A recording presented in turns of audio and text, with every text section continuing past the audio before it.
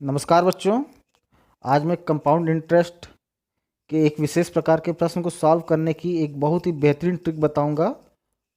Trick को बेहतर ढंग से समझने के लिए वीडियो शुरू से अंत तक देखें। चलिए ज़्यादा बातें ना करते हुए आज का पहला क्वेश्चन लगाते हैं हम। पहला प्रश्न देखिए, यदि कोई धनराशि 2.5 वर्षों बाद चक्रवृद्धि ब्याज की दर से 4,500 रुपये हो जाती है और 5 वर्षों के बाद वह 6,000 हो जाएगी, तो मूल धनराशि का मान क्या होगा। ठीक है, तो इस टाइप के प्रश्नों को सॉल्व करने के लिए हम जो है सबसे पहले क्या करते हैं कि हम मान लेते हैं कि वो जो मूल धनराशि है वो पी है। तो प्रश्न के अनुसार क्या है इसमें कि मूल धन अगर पी होता है तो 2.5 साल के बाद वो धनराशि कितनी हो जाएगी, 4,500 रुपये हो जाएगी। और जो है यही धनराशि 2.5 की जगह यदि 5 वर्ष कंप्लीट होता है, मतलब 5 साल बीत जाते हैं, तो ये 6,000 रुपये हो जा रही है। ठीक है, तो ये देखिए जब पी से ये धनराशि 4500 हुई तो कितना समय लगा था, 2.5 साल का। और यही जब पैसा 4500 कन्वर्ट हो गया है 6,000 में, तो इन दोनों के बीच में भी जो समय का गैप है वो भी 2.5 साल का ही है, 2.5 ईयर का गैप है। और जब भी हमारे पास समय का गैप समान होगा चक्रवृद्धि ब्याज वाले प्रश्नों में, तो उसको सॉल्व करने के लिए हम सबसे बेस्ट ट्रिक क्या है कि इन दोनों के बीच का रेशियो देखते हैं। इन दोनों के बीच का रेशियो क्या है, 3:4। 3:4 कैसे आया, 4500/6,000। तो 0 से 0 ये दोनों कैंसिल आउट हो जाएगा ऐसे ऐसे। और उसके बाद 15×3 = 45, 15×4 = 60। ठीक है, 3 और 4 मतलब इन दोनों धन राशियों के बीच में जो रेशियो है वो 3 और 4 का है। और यही अनुपात इन दोनों मतलब मूलधन और प्रथम जो है 2.5 वर्ष बाद जो भी पैसा बन रहा था हमारे पास, उन दोनों के बीच भी यही रेशियो होगा। ठीक है, तो यहाँ से देखिए P/4500 का मान कितना आ जाएगा, 3/4। और ये इम्प्लाई करेगा कि P मतलब मूलधन कितना हो जाएगा, 3/4 × 4500। ठीक है, और 4 से 4500 कटेगा तो कितना आएगा, 1125। और 1125 को हम 3 से मल्टीप्लाई कर देते हैं तो P का मान आ जाएगा 3375, जो कि है ऑप्शन नंबर ए इस प्रश्न का उत्तर होगा। ठीक है, तो देखिए जब भी हमारे पास इस प्रकार का प्रश्न कोई आएगा तो इसको सॉल्व करने के लिए हम क्या करते हैं कि पहले तो हम देखेंगे कि जब कोई धनराशि किसी समयांतराल में किसी समान दर से कुछ रुपया होने के पश्चात उतना ही टाइम गैप पे, मतलब अगर फर्स्ट टाइम 2.5 साल का गैप हुआ है तो दूसरी बार भी 2.5 साल के बाद वो धनराशि जो है एक अन्य धनराशि में परिवर्तित हो जाती है, तो इन दोनों के मध्य जो रेशियो होगा वही अनुपात इन दोनों के मध्य भी होगा। मतलब अगर ये 3 गुना है तो ये 4 गुना होगी, और इन दोनों के सापेक्ष यदि ये 3 गुना है तो ये 4 गुना होगी। ठीक है, चलिए अब अगला क्वेश्चन सॉल्व करते हैं।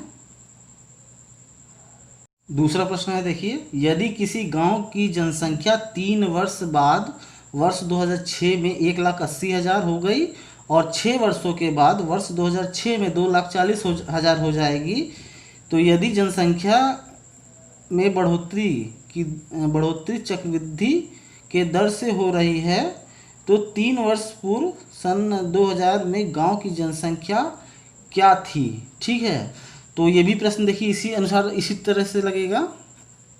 देखिए हमारा क्या है कि हम मान लेते हैं कि वर्ष 2000 में गांव की जनसंख्या कितनी थी, P। ठीक है, और 3 वर्ष बाद 3 साल के बाद जो है गांव की जनसंख्या कितनी हो गई, वर्ष 2003 में 1,80,000। ठीक है, उसके बाद इसी गांव की जनसंख्या फिर 3 साल बाद मतलब टोटल जो है 6 वर्ष बाद जो है वर्ष 2006 में कितनी हो जाएगी, कितनी दिया है, 2,40,000। 2,40,000। ठीक है, तो हमें जो है ये जो मूल गांव की जनसंख्या जो वर्ष 2000 में जनसंख्या कितनी थी ये हमें पता लगाना है इसमें। तो यहाँ से हम देख रहे हैं कि गांव की जनसंख्या प्रथम 3 साल में 1,80,000 हो जा रही है और दूसरे 3 साल में मतलब शुरुआत से लेके 6 वर्षों में, ठीक है, कितनी हो जाएगी, कितनी हो जा रही है, 2,40,000। ठीक, तो हमें वर्ष 2000 की जनसंख्या ज्ञात करना है। तो यहाँ पे हम चूँकि और एक चीज़ और है इसमें, जो भी जनसंख्या गांव की बढ़ रही है वो जो चक्रवृद्धि की दर से बढ़ रही है। ठीक है, तो इनके बीच में जो भी हम देख रहे हैं ईयर का गैप है वो समान है, यहाँ भी 3 साल है, यहाँ भी 3 साल है, और इन दोनों के बीच का जो रेशियो है, मतलब जो अनुपात है, तो अनुपात कैसे निकालेंगे, 1,80,000 बटे 2,40,000, दोनों को डिवाइड करने पे 1 2 3 4 जीरो एक दूसरे से कट जाएंगे। देखिए 1 2 3 4, 1 2 3 4, और 6 तिहाई 18 और 6 चौका 24। तो इन दोनों के मध्य भी 3 और 4 का अनुपात है। तो वर्ष 2000 में जो भी गांव की जनसंख्या होगी वो, और 3 साल बाद जो भी जनसंख्या हो गई थी 1,80,000, इनके मध्य भी अनुपात जनसंख्या का 3 संबंधित 4 का होगा। ठीक है, तो P/3 मतलब वर्ष 2000 में गांव की जनसंख्या बटे 3 इक्वल्स टू वर्ष 2003 में गांव की जनसंख्या 1,80,000 बटे 4। ठीक है, ये सेम हो जाएगा, तो इसलिए P की वैल्यू कितनी हो जाएगी, 3/4 मल्टीप्लाइड बाय 1,80,000। इसको हम देखिए सॉल्व करेंगे, 4 से कितनी बार कटेगा, 4 टाइम्स 16 हो जाएगा, 5,000 मतलब 45,000, और 45 यहाँ 135, सॉरी 135 नहीं, 35 सही था, 135 मीन्स 1,35,000। ठीक है, कहने का मतलब वर्ष 2000 में गांव की जनसंख्या कितनी होगी उस समय, 1,35,000। ठीक है, ये भी उसी पहले वाले क्वेश्चन को हम और अधिक समझाने के लिए आपको फिर से क्वेश्चन में रिपीट कर किया है। तो जब भी जो है आप ध्यान से देखिए, समय का गैप अगर सेम होगा तो जो क्रमागत जो भी हमारे पास क्वांटिटीज़ होंगी, अगर वो पैसा होगा तो ठीक, अगर पैसे के अलावा जनसंख्या भी हो सकती है, कुछ और क्वांटिटी होगी, तो उनके मध्य का जो रेशियो होगा, मतलब P का रेशियो 1,80,000 के साथ जो भी होगा वही रेशियो 1,80,000 का 2,40,000 के साथ होगा। मतलब 1,80,000 का 2,40,000 से रिलेशन 3 और 4 का है, तो वही रिलेशन P का 1,80,000 के साथ होगा। मतलब P/3 इक्वल्स टू 1,80,000 बटे 4। तो यहाँ से P की वैल्यू हम कैलकुलेट कर लेते हैं, तो 1,35,000 ये जनसंख्या होगी, जो कि हमारा ऑप्शन है प्रश्न में, ऑप्शन नंबर है दूसरा ऑप्शन है 1,35,000, और यही बी आंसर होगा सेकंड प्रश्न का। चलिए अब हम तीसरा क्वेश्चन सॉल्व देखते हैं।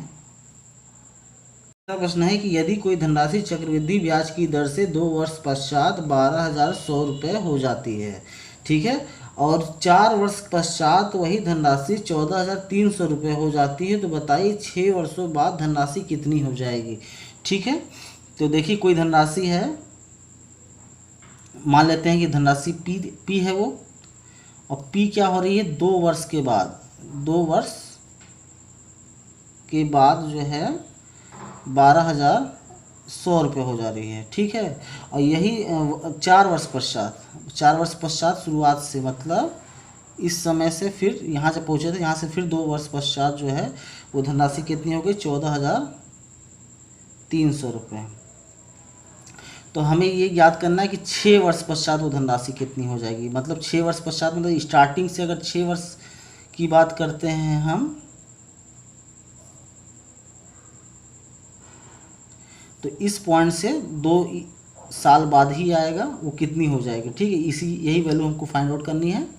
तो यहाँ हम देख रहे हैं चूँकि जो भी मूल धनराशि थी वो 2 वर्ष बाद जो है 12,100 रुपये हो रही है, फिर 2 वर्ष बाद वो 14,300 हो जा रही है, फिर 2 वर्ष बाद पूछा है हमें।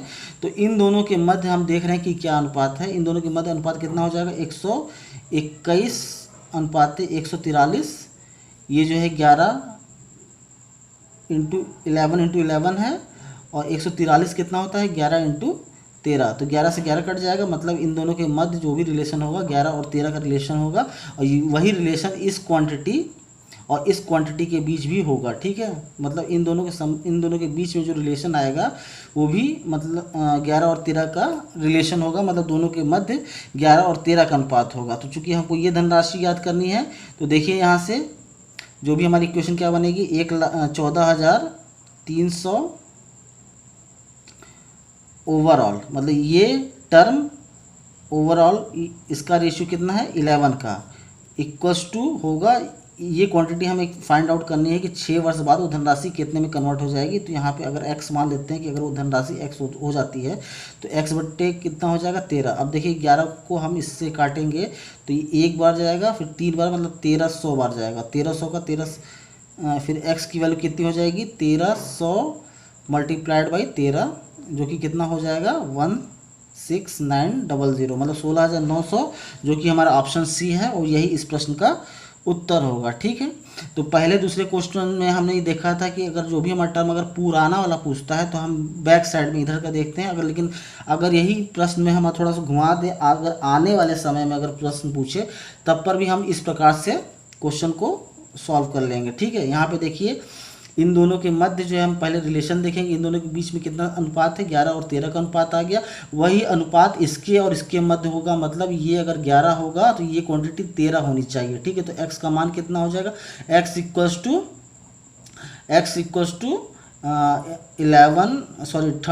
13 इंटू 14,300। ठीक है, जिसको सॉल्व करने पे आता है हमारा 16,900 रुपये, जो कि ऑप्शन सी है। ठीक है, चलिए अगला प्रश्न देखते हैं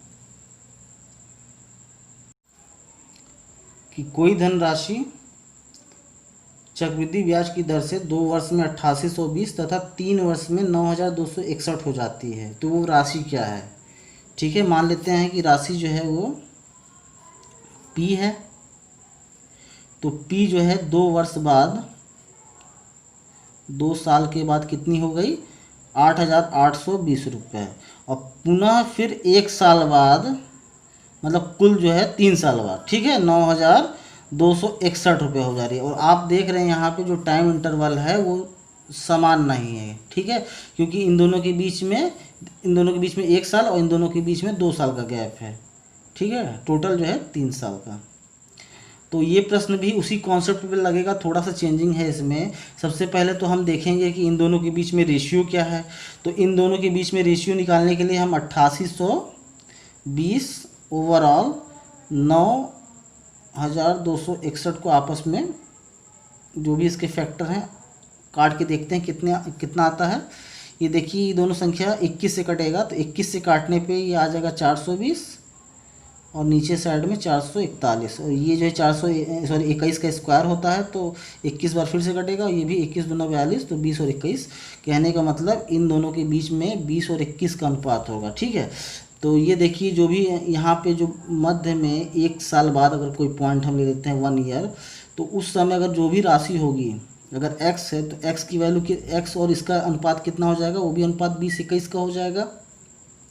और इन दोनों के बीच में फिर से वही अनुपात 20-21 का ही होगा। ठीक है, तो फाइनली हमको वैल्यू x ना निकाल के p को निकालना है। अगर हम x निकालना चाहते हैं तो देखिए कितना आएगा, x बाई, हमने आपको तरीका बताया था, x by 20 equals to 8820 overall 21। कहने का मतलब x जो है आ जाता हमारा 8820 बटे में इंटू 20 ओवरऑल 21। ठीक है, ये वैल्यू किसकी थी, x की। अब यही काम अगर हम दोबारा रिपीट करेंगे p के साथ, तो p की हमारी वैल्यू कितनी आ जाएगी, p की वैल्यू आ जाएगी p बाई 20, और इधर लिखेंगे ये वाली क्वांटिटी, मतलब 8820 इंटू 20/21 ओवरऑल 21। ठीक है, कहने का मतलब p का मान आ जाएगा हमारा 8820 इंटू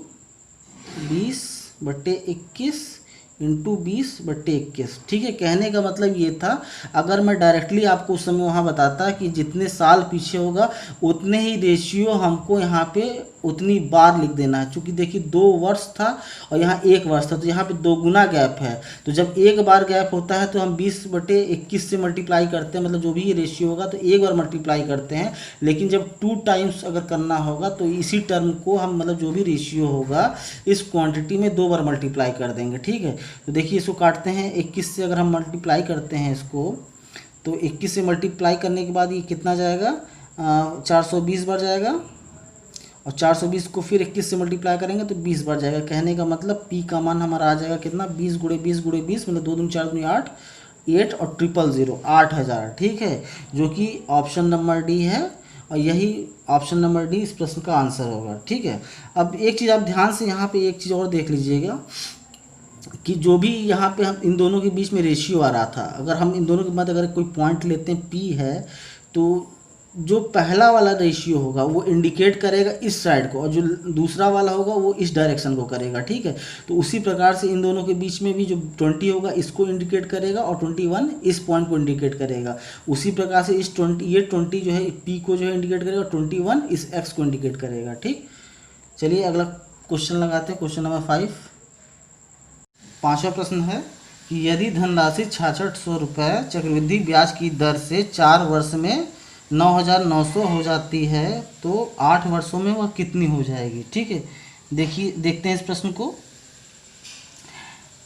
जैसे मान लीजिए कि जो 6600 रुपये की हमारे पास धनराशि थी, ठीक है, तो 6600 रुपये धनराशि 4 साल के बाद ये हो गई है 9900। ठीक, और अगेन 4 वर्ष बाद जो है ये कितनी हो जाएगी, यही हमको निकालना है। तो हम मान लेते हैं कि 4 वर्ष बाद वो x हो जाएगी। तो इन दोनों के बीच में अगर अनुपात देखते हैं तो 2 और 3 का अनुपात है, कैसे, 6600 बटा 9900, 00 से 00 कैंसिल, और ये 66 है, ये 33 है, तो 33 से 33 दूना 66, 33 तिया 99। ठीक है, तो 2 और 3 के बीच का इनके मध्य रेशियो होगा। ठीक, और यही रेशियो 9900 का x के साथ होगा। तो यहाँ पे भी देखिए 2 और 3 का रेशियो होगा। ठीक, तो ऐसे हमारा आ जाएगा 9900 ओवरऑल 2 इक्वल्स टू कितना होगा x, मतलब 6600 से 8 साल बाद। ठीक है, जो धनराशि यदि x हो जाती है तो x बटे कितना हो जाएगा 3। ठीक, तो यहाँ से x की वैल्यू कितनी आ जाएगी देख लीजिए, 3 का मल्टीप्लाई इससे होगा। ठीक है, और तब x की वैल्यू आ जाएगी 3/2 इंटू 99 से, तो 2 को हम 9900 से काट देते हैं, तो 2 को 9900 से काटेंगे हम तो ये 4 बार जाएगा, फिर 9 5 0। ठीक है, तो उसके बाद 3 से मल्टीप्लाई हो जाएगा, 3 मल्टीप्लाइड बाई 4950, तो मल्टीप्लाई करने के बाद देखिए क्या आता है 14850, ये है x, और ये 14850 हमारा ऑप्शन ए है और यही इस प्रश्न का आंसर होगा। कहने का मतलब यदि कोई धनराशि 6600 रुपये से चक्रवृद्धि ब्याज की दर से 4 वर्ष में यदि 9900 हो जाती है तो वह धनराशि 8 सालों में 14850 हो जाएगी। ठीक, चलिए लास्ट क्वेश्चन, क्वेश्चन नंबर 6 देखते हैं। ये क्वेश्चन नंबर 6 काफ़ी अच्छा क्वेश्चन है, एक बार देख लीजिए आप लोग। क्वेश्चन है चक्रवृद्धि ब्याज की दर से 6000 रुपये की धनराशि 1.5 वर्षों में 9000 हो जाती है तो 4.5 साल बाद वह राशि कितनी हो जाएगी। ठीक है, तो ये भी क्वेश्चन देखिए उसी कॉन्सेप्ट पे आधारित है। देखिए कैसे सॉल्व होगा। ये जैसे मान लीजिए 6000 रुपये है, ये 6000 रुपये 1.5 साल बाद 1.5 ईयर बाद जो है 9000 रुपये में कन्वर्ट हो जा रही है, और हमें यही निकालना है कि 6000 रुपये उसी चक्रवृद्धि ब्याज की दर से 4.5 साल में कितनी हो जाएगी। तो देखिए यहाँ से इन दोनों का गैप जो है गैप जो है 1.5 साल का है और इन दोनों का गैप जो है 3 साल का है, तो बीच में एक पॉइंट और आएगा यहाँ पे 1.5 साल बाद, और उन दोनों पॉइंटों के मध्य 1.5 साल का फिर गैप हो जाएगा।